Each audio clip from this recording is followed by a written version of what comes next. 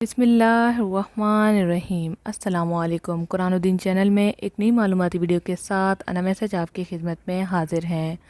आज की वीडियो में हम आपको खांसी के लिए बेहतरीन वजीफ़ा बताएंगे। इंशाअल्लाह ताला इस वजीफ़े को करने के बाद आप मुझे दुआ देंगे। बहुत ही अच्छा अमल है। साथ में एक नुस्खा भी शेयर करेंगे। वीडियो को मुकम्मल वॉच करें। चैनल को ज़रूर सब्सक्राइब करें अगर आप नए हैं तो। होता ये है कि आपको किसी भी किस्म की खांसी हो, पुरानी खांसी हो, बूढ़े को है, बड़े को है, बच्चे को है, जिसको भी ये अमल कर सकते हैं। सिंपली बहुत आसान नुस्खा है। आपने शहद लेना है।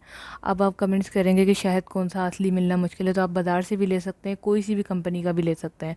शहद होना ज़रूरी है। 1 चम्मच शहद ले लें। उसके अंदर आपने आधा चम्मच अदरक का रस आप घर में निकाल सकती हैं। पाउडर अच्छे तरीके से इसको पीसने के बाद जो पानी निकलेगा वो अदरक का रस कहलाता है। अदरक का रस आधा चम्मच, 1 बड़ा खाने का चम्मच शहद, आधा खाने का चम्मच अदरक का रस, दोनों को अच्छे से एक तरीके से मिला लें। 2 टाइम का नुस्खा बन जाएगा।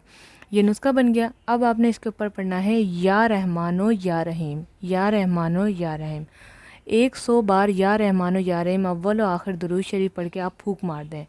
दम भी हो जाएगा आपका और साथ में नुस्खा भी तैयार हो जाएगा। अब आपने क्या करना है कि ये मरीज़ को सुबह शाम देना है।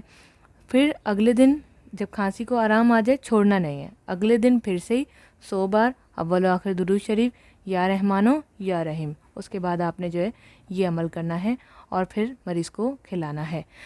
हर दफ़ा आपने रोज़ाना नया ही बनाना है और 2 टाइम का बनाना है, ताकि आपको जो है बार बार बनाने की मेहनत ना हो। इंशाअल्लाह ताला आपको फ़ायदा होगा। दुआ में याद रखिएगा। वीडियो को लाइक ज़रूर कीजिएगा। अस्सलामु अलैकुम रहमतुल्लाह।